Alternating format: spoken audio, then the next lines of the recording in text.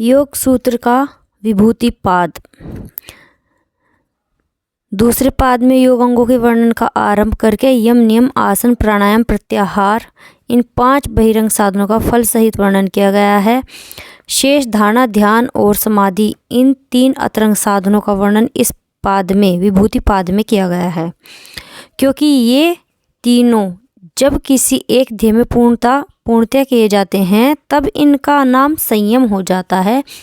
योग की विभूतियाँ प्राप्त करने के लिए संयम की आवश्यकता है। अतः इन अतरंग साधनों का वर्णन साधन पाद में न करके इस विभूति पाद में करते हुए पहले धारणा का स्वरूप बताया गया है।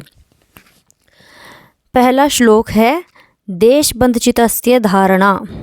बाहर या शरीर के भीतर कहीं भी किसी एक स्थान में या किसी देश में चित्त को ठहराना धारणा है। अर्थात किसी मूर्ति को ध्येय बनाकर उस पर धारणा करना, अन्यथा अपने श्वास को ध्येय बनाकर उस पर धारणा करना। अब ध्यान का स्वरूप बतलाते हैं। जहाँ चित्त को लगाया गया है, जो धारणा की गई है, उस वृत्ति का एक तार चलना, यही ध्यान है। अर्थात धारणा में ध्यान का एक तार चलना ही ध्यान बताया गया है। अब समाधि का स्वरूप बताया गया है। तदेव अर्थमात्र निर्भासा स्वरूप शून्यमेव समाधि।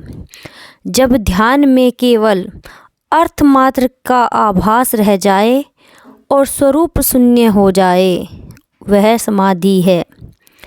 अब इन तीनों का नाम बताया गया है। जब इन तीनों को एक साथ किया जाए तब यह संयम कहलाता है। त्रिम एकत्र संयम। अब संयम की सिद्धि का फल बताते हैं। संयम करने पर कौन सा फल प्राप्त होता है, तो 5वें श्लोक में बताया गया है, तज्य प्रज्ञालोक। उसको जीत लेने से, उस संयम को जीत लेने से बुद्धि का प्रकाश होता है। उसकी बुद्धि में अलौकिक ज्ञान शक्ति आ जाती है। इसी को प्रथम पाद में अध्यात्म प्रसाद के और ऋतंभ्र प्रज्ञा के नाम से बताया गया था। अब संयम के प्रयोग की विधि का वर्णन करते हैं। श्लोक 6 में, सूत्र 6 में, तस्य भूमिषु विनियोग। उस संयम का प्रयोग क्रम से करना चाहिए। पहले स्थूल विषय में करना चाहिए और जब वह स्थिर हो जाए तो सूक्ष्म विषयों में क्रम से करना चाहिए। अब इन तीनों साधनों की विशेषता बताई गई है। त्रिम अतरंग पूर्वेभ्य। पहले जो 8 अंगों का वर्णन किया गया था उसमें ये तीनों धारणा, ध्यान, समाधि अतरंग कहे गए थे। अब निर्बीज समाधि की विशेषता बताते हैं। श्लोक 8वें में, तदपि बहिरंग निर्बीजस्य। अब बताते हैं कि निर्बीज समाधि में ये तीनों धारणा, ध्यान, समाधि बहिरंग साधन कहलाते हैं। अब चित्त में समाधि के समय कैसा परिणाम होता है यह बतलाते हैं। व्युत्थान निरोध संस्कारायो अभिभाव प्रादुर्भाव निरोध क्षण चित अन्व्यो निरोध परिणाम। व्युत्थान उत्पन्न करने वाले संस्कारों का निरोध हो जाना और निरोध संस्कारों का प्रकट हो जाना। यह व्युत्थान धर्म से निरोध धर्म में परिणत होना रूप ही निरोध परिणाम है। संप्रज्ञात समाधि के संस्कारों को भी यहाँ पर व्युत्थान संस्कारों के अंतर्गत ही समझना चाहिए। इसके बाद क्या होता है, तो सूत्र 10वां कहता है, तस्य प्रशांत वाहिता संस्कारात। संस्कार के बल से उस चित्त की प्रशांत वाहिता स्थिति होती है। अर्थात निरोध संस्कारों की अधिकता से केवल निर्मल निरोध संस्कार धारा ही यहाँ चलती रहती है, उसी का प्रवाह चलता रहता है। यह निरुद्ध चित्त का अवस्था परिणाम है। अब कहते हैं कि संप्रज्ञात समाधि में चित्त का जैसा परिणाम होता है तो वो कैसा है। इस पर सूत्र 11 कहता है, सर्वार्थ एकाग्रतयो स्य उद्यो चित्तस्य समाधि परिणाम। सभी अर्थों में क्षय, क्षीण और उदय होने वाला चित्त जब एकाग्र हो जाए तब वह समाधि परिणाम कहलाता है। सूत्र 12 में चित्त की एकाग्रता परिणाम बताया गया है। जब वह चित्त विक्षिप्त अवस्था से एकाग्र अवस्था में प्रवेश करता है उस समय चित्त का जो परिणाम है वह उसका समाधि परिणाम है। और जब चित्त भली भांति समाहित हो चुका होता है उसके बाद जो चित्त में परिणाम होता है उसे एकाग्र परिणाम कहते हैं। अर्थात उसके बाद जब शांत और उद्दित होने वाली दोनों ही वृत्तियों की तुलना करें और वह समान हो अर्थात एक जैसी हो वही चित्त का एकाग्र परिणाम है। इन परिणामों से वस्तुओं में होने वाले परिणामों की व्याख्या बताई गई है सूत्र 13 में। सूत्र 13 है एतेन भूतेन्द्रियेषु धर्म लक्षण अवस्था परिणाम व्याख्याता। चित्त के इन तीनों परिणामों से पांचों भूतों में और सब इंद्रियों में होने वाले धर्म लक्षण अवस्था परिणाम कहे जा चुके हैं। धर्म परिणाम को बताते हैं। धर्म परिणाम क्या है? वस्तु में जो परिवर्तन होता है अर्थात जैसे मिट्टी से घड़ा बनता है।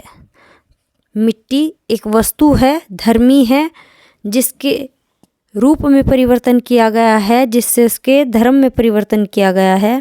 और जब वह घड़ा फूट जाता है उसके बाद भी उसका जो उस मिट्टी का धर्मी, उस मिट्टी रूपी धर्मी का धर्म परिणाम कहलाता है, जो कि हर अवस्था में धर्म कहलाता है।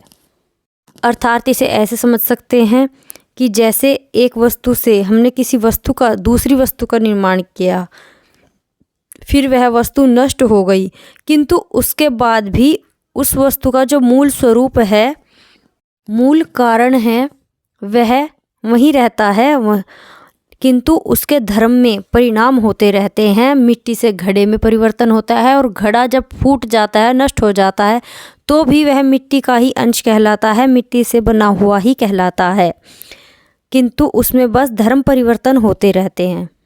अब कहते हैं लक्षण परिणाम। लक्षण परिणाम क्या है?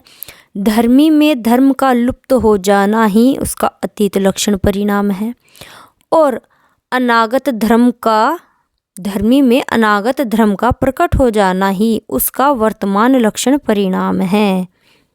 धर्मी में धर्म का लक्षण अतीत, वर्तमान और अनागत अवस्था में विद्यमान रहता है और जो लक्षण धर्मी में धर्म का जो लक्षण दिखाई देता है वही लक्षण परिणाम होता है। अब कहते हैं अवस्था परिणाम।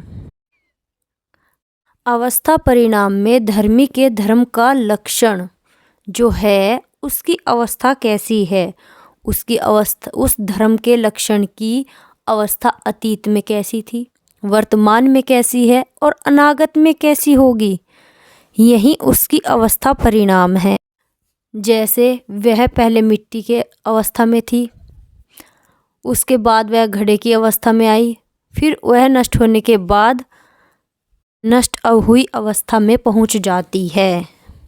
अब 14वें सूत्र में धर्मी का स्वरूप बताते हैं। शांत उद्दित अव्यपदेश धर्म अनुपाति धर्मी। यहाँ उस वस्तु अर्थात उस पदार्थ के विषय में बताया गया है जो अतीत, वर्तमान और अनागत स्थिति में आने वाले धर्मों में जो अनुव्याप्त रहता है, आधार रूप में जो विद्यमान रहता है, अर्थात मिट्टी का विषय जो हमने बताया था उसका वर्णन किया गया है। यहाँ पर शांत का अर्थ अतीत से है, उद्दित का अर्थ वर्तमान से है और अव्यपदेश का अर्थ अनागत अर्थात भविष्य से है। अर्थात इसे इस प्रकार भी बोल सकते हैं कि धर्मी का धर्म जिस अनुपात में होता है, शांत उदित अव्यपदेश अनुपात में होता है, वह धर्म है, धर्मी है। अब यहाँ कहते हैं कि एक ही धर्मी के भिन्न भिन्न अनेक धर्म कैसे हो सकते हैं। अब इस पर सूत्र 15वां कहता है क्रम अन्यत्वम परिणाम मान्यत्वे हेतु, अर्थात परिणाम की भिन्नता में क्रम की भिन्नता का कारण होता है। अर्थात एक वस्तु में क्रम की भिन्नता होने के कारण उसके परिणाम में भिन्नता होती है। पहले वह मिट्टी थी, उसके बाद उसके क्रम से भिन्नता आती गई, उसमें वह घड़े के रूप में धारण हुई, उसका परिणाम भिन्न हो गया। उसके बाद वह घड़ा टूट गया, उसके बाद उस घड़े के परिणाम में भी भिन्नता आ गई, ही उसका कारण है। इससे यह सिद्ध हो गया कि क्रम में परिवर्तन करने से एक ही धर्मी भिन्न भिन्न नाम रूपों वाले धर्मी से युक्त हो जाता है। उसके परिणाम की भिन्नता का कारण क्रम की भिन्नता ही है। इन परिणामों में संयम करने से क्या फल प्राप्त होगा वह बताते हैं। तीनों परिणामों में संयम करने से अनागत का ज्ञान होता है, अर्थात भूत भविष्य का ज्ञान हो जाता है। जो तीनों परिणाम अभी बताए गए हैं, धर्म परिणाम, लक्षण परिणाम और अवस्था परिणाम, इन तीनों में धारणा, ध्यान, समाधि कर लेने से योगी को उनका साक्षात्कार होकर भूत भविष्य का ज्ञान हो जाता है। विभूतियाँ बताई गई हैं। सूत्र 17। शब्द अर्थ प्रत्यनाम इतरेत्राध्यासात संगतः प्रविभाग संयमात सर्वभूतृत ज्ञानम, अर्थात शब्द अर्थ ज्ञान इन तीनों का जो एक दूसरे में मिश्रण हो रहा है, अध्यास हो जाने के कारण मिश्रण हो रहा है, उसके विभाग में संयम करने से संपूर्ण प्राणियों की वाणी का ज्ञान हो जाता है। अर्थ एक शब्द, उसका सही अर्थ और उसका ज्ञान होना आवश्यक है। किसी शब्द का इस्तेमाल या प्रयोग करता है, शब्द वाणी का धर्म है, पदार्थ का रूप ही अर्थ है और वृत्ति चित्त का धर्म है। भी शब्द का पहले हम शब्द को सुनेंगे, उसके बाद उसके अर्थ को जानेंगे, फिर उसके ज्ञान को जानेंगे। किंतु जब हम इन तीनों पर एक साथ विचार नहीं कर पाते हैं तो ये तीनों एक दूसरे में मिश्रित हो जाते हैं। इसलिए कहा गया है कि इन तीनों के विभाग में अलग अलग संयम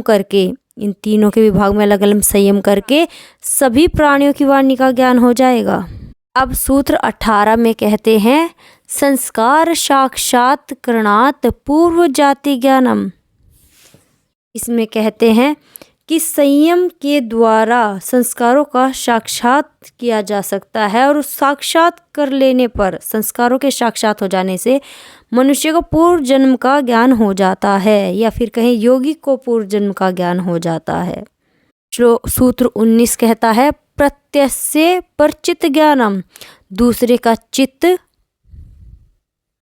संयम के द्वारा दूसरे के चित्त का ज्ञान कर लेने से दूसरे के चित्त का ज्ञान हो जाता है। अब सूत्र 20 कहता है न च तत्सालंबनम तस्या विषयी भूत्वात्, अर्थात किंतु वह ज्ञान आलंबन सहित नहीं होता है, क्योंकि वैसा चित्त योगी के चित्त का विषय नहीं है। अर्थात योगी को जो दूसरे के चित्त का ज्ञान होता है वह केवल चित्त के स्वरूप का ही ज्ञान होता है, स्वरूप मात्र का ज्ञान होता है। उसमें किस वस्तु का चिंतन चल रहा है उसका ज्ञान नहीं होता है। अब सूत्र नंबर 21 आता है जिसमें कहते हैं काय रूप संयमात तद ग्राह्य शक्ति स्तंभे चक्षु प्रकाश संप्रयोग अंतर्ध्यानम। शरीर के रूप में संयम कर लेने से जब उसकी ग्राह्य शक्ति रोक ली जाती है तब चक्षु के प्रकाश का उसके साथ संबंध न होने के कारण योगी अंतर्ध्यान हो जाता है। अर्थात योगी जब शरीर की तन्मात्राओं में 5 तन्मात्राएं होती हैं उनमें से किसी एक में या 5 में संयम कर लेता है तब वह दूसरे के देखने, सुनने व स्पर्श करने, छूने आदि संबंध में नहीं आता है। इसलिए वह अंतर्ध्यान हो जाता है, किसी को दिखाई सुनाई नहीं देता है। वह दूसरे के शरीर की शक्ति का संकल्प मात्र से अवरोध कर सकता है। इतनी सामर्थ्य, इतनी सिद्धि उसे प्राप्त हो जाती है। अब अन्य सिद्धि का वर्णन होता है सूत्र 22 में। सोपक्रम निरुपक्रम च क्रम तत्संयमात् अंतर्ज्ञान मरिष्टभ्यो वा। अर्थात जिन कर्मों के फलस्वरूप मनुष्य की आयु का निर्माण होता है वे दो प्रकार के होते हैं, सोपक्रम व निरुपक्रम। सोपक्रम जिनके फल का आरंभ हो चुका है, जो कि अपना फल देने में लगे हुए हैं वर्तमान क्षण, और निरुपक्रम जिसके फल भोग का आरंभ नहीं हुआ है। इन दोनों प्रकार के कर्मों में संयम करने पर जब मनुष्य इनको जान लेता है तब वह जान जाता है कि कर्म के कितने अंश अपना फल दे चुके हैं और कौन कौन से कर्मों का कितना फल बाकी है। कर्मों का फल कितने समय में समाप्त हो जाएगा, यह जानने के बाद वह अपनी मृत्यु, शरीर के नाश के समय का पूरा ज्ञान कर लेता है। इसके सिवाय अरिष्ट अर्थात बुरे चिन्हों से भी मृत्यु का ज्ञान उसे हो जाता है। मृत्यु से पहले उसे यह अनुमान ज्ञान प्राप्त हो जाता है। अब सूत्र 23 में कहते हैं मैत्री आदिषु बलानी। आदिपाद का 33वां सूत्र। मैत्री करुणा मुदिता आदि भावनाओं में संयम करने से बल प्राप्त होता है। अब सूत्र 24 कहता है बलेषु हस्ति बलादीनी। भिन्न भिन्न बलों में संयम करने से हाथी के बल के समान बल प्राप्त होता है। अब सूत्र 25 कहता है प्रवृत्ति आलोक अन्यसात सूक्ष्म व्यवहित विप्रष्ट ज्ञानम।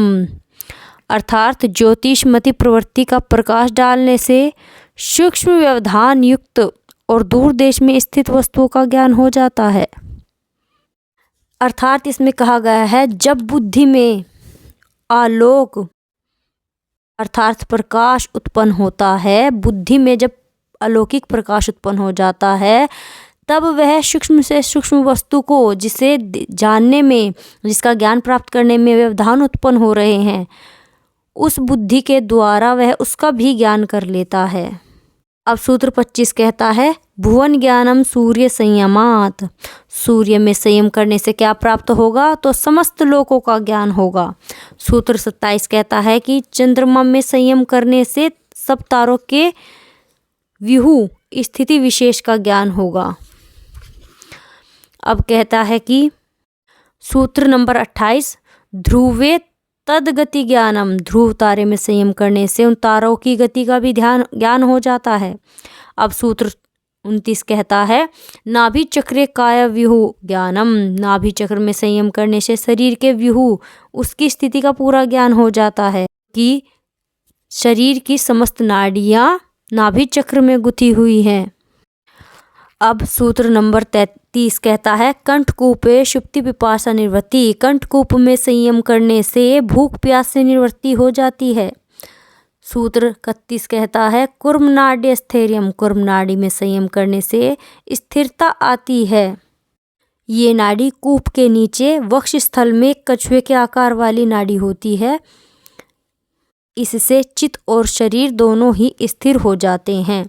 सूत्र 32 कहता है मूर्धा ज्योतिषी सिद्ध दर्शनम। मूर्धा की ज्योति में संयम करने से सिद्ध पुरुषों के दर्शन होते हैं।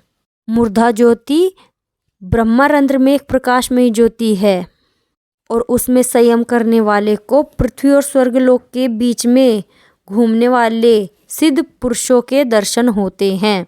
अब सूत्र 33 कहता है प्रातिबधा सर्वम। अथवा प्रातिभ ज्ञान उत्पन्न होने से बिना किसी संयम के ही योगी को पहले कही हुई सारी बातों का ज्ञान हो जाता है। यह ज्ञान विवेक ज्ञान से पहले प्राप्त होने वाला ज्ञान है। जैसे सूर्य की प्रभा से, जो कि सूर्योदय से पहले ही प्रकट होती है, उससे मनुष्य सब वस्तुओं को देख सकता है, उसी प्रकार प्रातिभ ज्ञान उत्पन्न होने से योगी सब कुछ जान सकता है। सूत्र 34 कहता है हृदय चित्त संवित। हृदय में नियम करने से चित्त के स्वरूप का ज्ञान होता है। इसमें कहा गया है कि हृदय में ही चित्त का स्थान बताया गया है, हृदय को चित्त का स्थान बताया गया है और इसमें संयम करने से वृत्ति सहित चित्त का ज्ञान हो जाता है और चित्त के स्वरूप का ज्ञान होने से विवेक होता है और उससे पुरुष के स्वरूप का ज्ञान हो जाता है। सूत्र नंबर 35 सत्व पुरुष जो अत्यंत संकीर्ण यो प्रत्यय विशेष भोग परार्थ स्वार्थ संयमात पुरुष ज्ञानम। अर्थात सत्व बुद्धि और पुरुष दोनों एक दूसरे से भिन्न हैं, किंतु अविद्या के कारण दोनों एक से प्रतीत होते हैं। उस प्रतीति का अभेद ही भोग है, इसी का नाम अस्मिता है। चित्त के धर्म सुख दुख और मोह आदि चित्त में प्रतिबिंबित होते हैं, चैतन्य पुरुष में अध्यारोपित होते हैं और इस अभेद प्रतीति भोग को यदि चित्त का धर्म कहा जाए तो भी यह पुरुष के लिए ही है, ये परा अर्थ नहीं है और इसी में भोगरूप वृत्तियों से भिन्न दृष्टा पुरुष के स्वरूप विषय वृत्ति को जानने वाली पुरुषे वृत्ति स्वार्थ है, इसका विषय पुरुष है। इस स्वार्थ वृत्ति में संयम करने से पुरुष का ज्ञान होता है। अब पुरुष का ज्ञान होने से पहले जो सिद्धियां योगी के सामने आती हैं उसका वर्णन 36वें सूत्र में किया गया है। तथा प्रातिभ श्रवण वेदना आदर्श स्वादवार्ता जायन्ते। ये 6 सिद्धियां ग्रहित विषयक समाधि के साधन में लगे हुए साधक को पुरुष का ज्ञान होने से पहले प्राप्त होती हैं, जिनमें से पहली है प्रातिभ अर्थात अंतर्ज्ञान।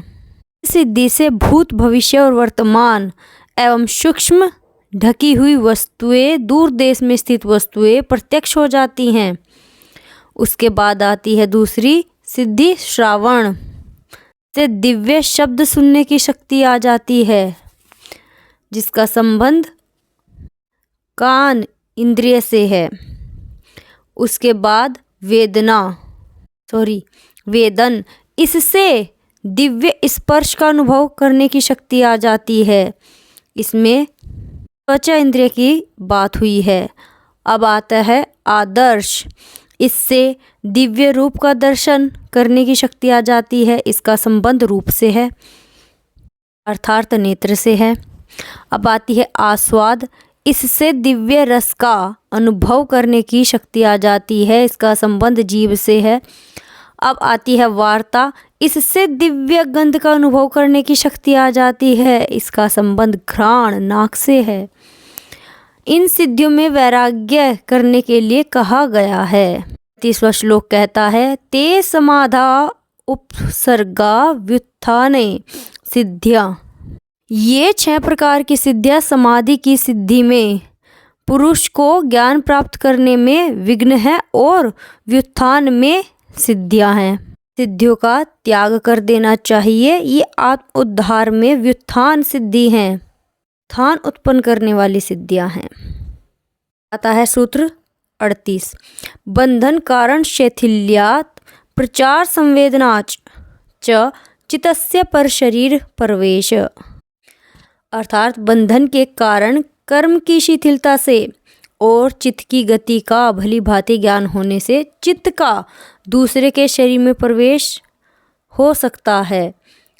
इसमें कहा गया है कि चित्त के बंधन का कारण कर्म संस्कार है। कर्मों का फल भुगतने के लिए ही यह चित्त किसी एक शरीर में बंधे रहने के लिए बाध्य हो जाता है। कर्म संस्कारों को जब मनुष्य समाधि अभ्यास से शिथिल कर ले तब चित्त को स्वच्छ बना लिया जाता है। जिन जिन मार्गों से चित्त शरीर में विचरता है उन मार्ग को चित्त की गति को भी भली भांति जान लिया जाता है, तब उसमें यह सामर्थ्य आ जाती है कि वह अपने चित्त को शरीर से बाहर करके दूसरे के मृत या जीवित किसी भी शरीर में प्रवेश कर सकता है। चित्त के साथ साथ इंद्रियां भी यहाँ चित्त कही गई हैं। यहाँ अपने आप चित्त को किसी अन्य शरीर में प्रवेश कराया जा सकता है। अब आता है सूत्र 39 उदानज्य जल पंक कंटका आदिषु व संगा उत्क्रांतिश्च। यहाँ पर बताया गया है उदानज्य, उदान वायु को जीत लेने से, जल कीचड़ कंटक कांटे आदि से उसके शरीर का संयोग नहीं होता और उसकी उधर गति भी होती है। इसमें बताया गया है कि शरीर के जीवन का आधार प्राण है। क्रिया भेद से ये 5 भागों में बटा हुआ है। प्राण, अपान, समान, व्यान, उदान। उदान ऊपर की ओर गमन करने वाला है। ये कंठ में रहता है, कंठ से सिर तक गमन करता है। मृत्यु के समय इसी के सहारे सूक्ष्म शरीर का गमन होता है। अर्थात उदान वायु पर विजय कर लेने से शरीर रुई की भांति हल्का हो जाता है और वह जीत लेने से उसका संबंध जल, कीचड़, कंटक आदि से नहीं होता है। अब आता है सूत्र 40 समान जे उज्ज्वलनम। समान वायु को जीत लेने से योगी का शरीर दीप्तिमान हो जाता है। समान वायु का स्थान हृदय से नाभि तक है। इसका जठराग्नि, समान वायु का जठराग्नि के साथ घनिष्ठ संबंध है। इस पर समान वायु को जीत लेने से शरीर में रसों का प्रवाह अधिक होता है। योगी अपने शरीर में रहने वाले जठराग्नि के आवरण को हटाकर अग्नि के समान प्रकाशमान हो सकता है। श्रावण सिद्धि का साधन बतलाया गया है 41वें सूत्र में। श्रोत आकाश संबंध संयमाद दिव्य श्रोतम। श्रोत अर्थात कान और आकाश के संबंध में संयम कर लेने पर योगी को दिव्य श्रोत, दिव्य शब्द सुनाई देने लगते हैं। अब सूत्र 42वां कहता है काय आकाश्यो संबंध संयम लघुतुल समापते च आकाश गमनम। अर्थात शरीर और आकाश के संबंध में संयम करने से शरीर हल्का हो जाता है, जिससे आकाश में चलने की शक्ति आ जाती है। अर्थात जब योगी किसी सूक्ष्म वस्तु में संयम कर लेता है तब उससे आकाश गमन की योग्यता उसे प्राप्त हो जाती है। अब ज्ञान के आवरण का नाश जिस उपाय से हो सकता है उसका वर्णन किया गया है 43वें सूत्र में।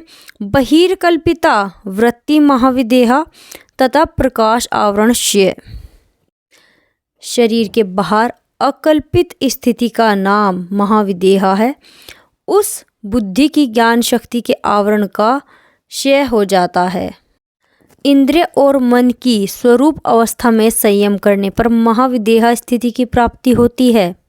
पहले कल्पित धारणा होती है और कल्पित धारणा के अभ्यास से ही यह अकल्पित धारणा में परिवर्तित होती है, सिद्ध हो जाती है।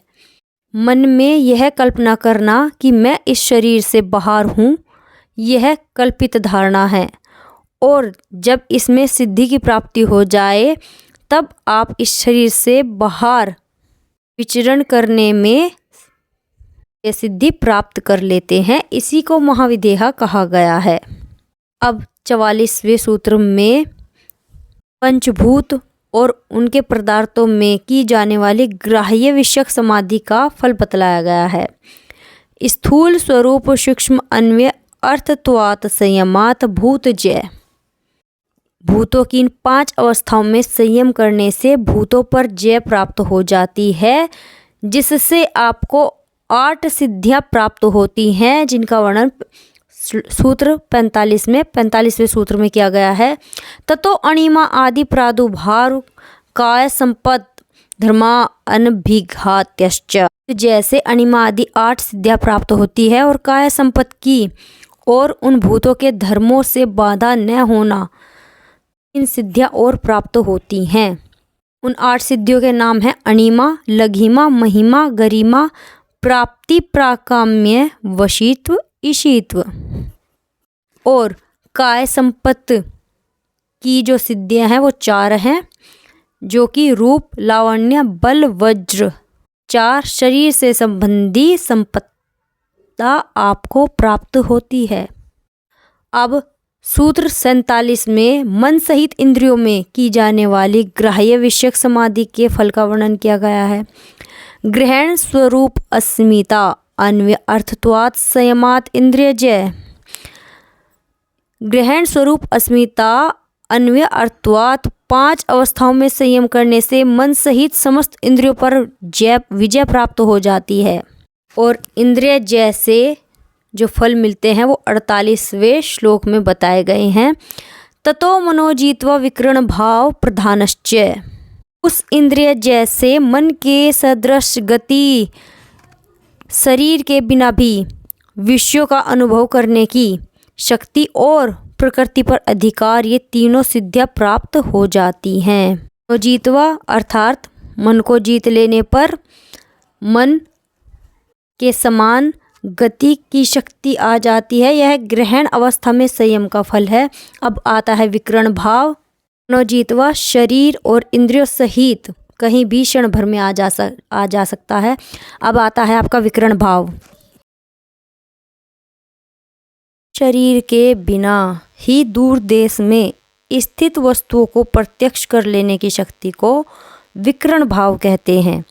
जब योगी की महाविदेहा धारणा सिद्ध हो जाती है, उस समय मनुष्य दूर देश में स्थित दूसरे के शरीर को प्रत्यक्ष करके उसमें प्रवेश कर सकता है। ये स्वरूप अवस्था में संयम करने का फल है। अब आता है आपका प्रधानजय। कार्य और कारण रूप में स्थिर प्रकृति के संपूर्ण भेदों पर पूरा अधिकार हो जाना ही प्रधानजय है। यह अस्मिता अन्वय और अर्थत्व अवस्था में संयम का फल है। यह संयम ही प्रकृतिलय कहलाता है। ये तीनों प्रकार की सिद्धियां ग्रहण विषयक समाधि सिद्ध हो जाने पर अपने आप मिल जाती है। अब ग्रहिता में होने वाली ग्रहित विषयक समाधि का फल सहित वर्णन करते हैं 49वें सूत्र में। सत्व पुरुष अन्यता ख्याति मात्रस्य सर्वभाव अधिष्ठात्रत्वं सर्वज्ञात्रत्वं च। बुद्धि और सत्व पुरुष इन दोनों की भिन्नता मात्र का ज्ञान ही जिसमें रहता है। ऐसी सबीर समाधि को प्राप्त करने वाले योगी का सभी भावों पर स्वामी भाव और सर्वज्ञ भाव हो जाता है। ग्रहित विषयक समाधि में तमोगुण और रजोगुण के संस्कार समाप्त हो जाते हैं और शुद्ध सत्वगुण के ही संस्कार रह जाते हैं। उस समय केवल मात्र पुरुष और प्रकृति की भिन्नता का अनुभव करने वाली वृत्ति रहती है। इसी को विवेक ज्ञान भी कहते हैं और इसी को पहले स्वार्थ संयम करने से होने वाले पुरुष के नाम से भी बताया गया था।